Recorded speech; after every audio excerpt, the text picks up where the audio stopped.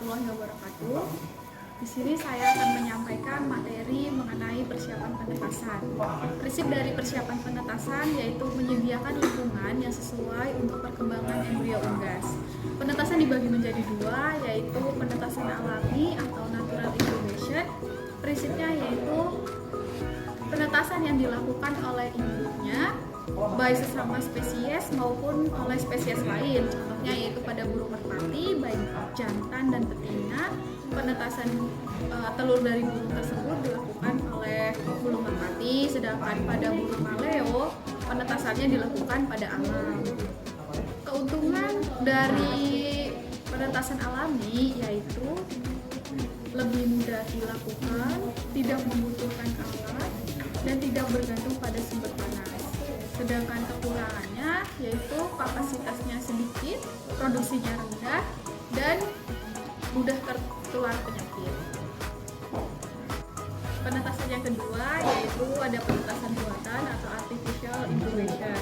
Prinsipnya yaitu masih sama, menyediakan lingkungan yang sesuai seperti suhu, kelembaban, dan sirkulasi udara untuk perkembangan embrio secara optimal menggunakan mesin tetas. Kelebihan dari penetasan buatan yaitu produksinya dapat ditingkatkan, kapasitasnya tinggi, dan tidak mudah terserang penyakit. Lalu untuk kekurangannya yaitu membutuhkan keahlian khusus, membutuhkan biaya, dan sangat bergantung pada sumber panas.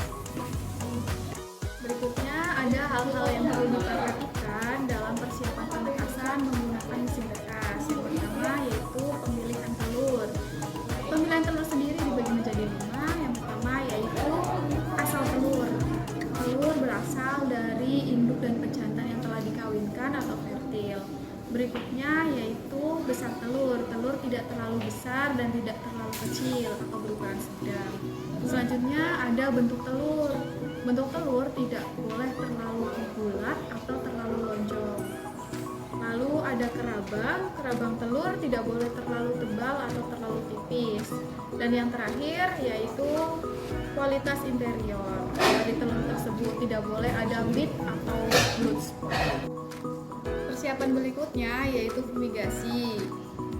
Fumigasi sendiri yaitu membasmi mikroba yang terdapat di kerabang telur, ruang penyimpanan, ataupun ruang mesin tetas. Biasanya fumigasi ini menggunakan larutan KMNO4 dan formalin. Berikut merupakan contoh perhitungan untuk fumigasi. Di sini ada 20 gram KMNO4 ditambah 40 ml formalin, itu menjadi 2,83 meter kubik. Nah, di sini ada volume mesin tetas. Untuk panjang kali lebar kali tingginya ini bisa diperhatikan 60 kali 40 kali 30, dan hasil akhir dari volumenya yaitu 0,072 meter kubik. Lalu dosis formalin yang dibutuhkan berapa? Di awal kita sudah mengetahui 2,83 meter kubik sama dengan 40 ml formalin. Lalu volume mesin tetasnya 0,072, dan berapakah mil formalin yang dibutuhkan? Cara menghitungnya yaitu X sama dengan 0,072 dibagi 2,83 dikali 40 sama dengan 1,02 mil formalin. Lalu untuk menghitung dosis KMNO4, di sini ada 2,83 meter kubik sama dengan 20 gram KMNO4. Lalu volume mesin tetasnya tadi 0,072 meter kubik. Lalu berapakah KMNO4 yang dibutuhkan? Jadi untuk menghitungnya yaitu Y sama dengan 0,072 dibagi 2,83 dikali 20 sama dengan 0,51 gram KMNO4. Hal yang berikutnya yaitu ada ruang mesin tetas.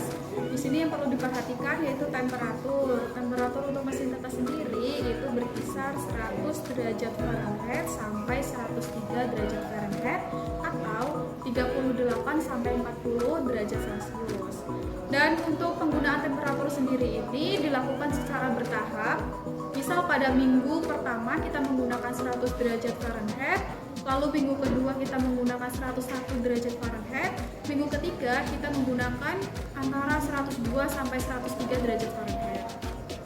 Lalu berikutnya itu ada kelembaban. Untuk kelembaban mesin tetes sendiri yaitu 60 sampai 70%. Dan kita perlu memperhatikan juga sirkulasi udara di dalam mesin tetes itu. Berikutnya yaitu ada posisi telur. Posisi telur dalam mesin tetes memiliki kemiringan 30 sampai 45 derajat. Dan untuk yang tumpul berada di atas. Selanjutnya yaitu pemutaran telur. Untuk mesin tetes manual itu pemutarannya 3 kali sehari. Lalu untuk pemutaran pada mesin tetes otomatis itu dilakukan setiap 1 jam sekali. Dan untuk pemutaran pada telur puyuh itu dilakukan pada hari ke-4 sampai ke-15. Untuk telur ayam dilakukan pada hari ke-4 sampai ke-19.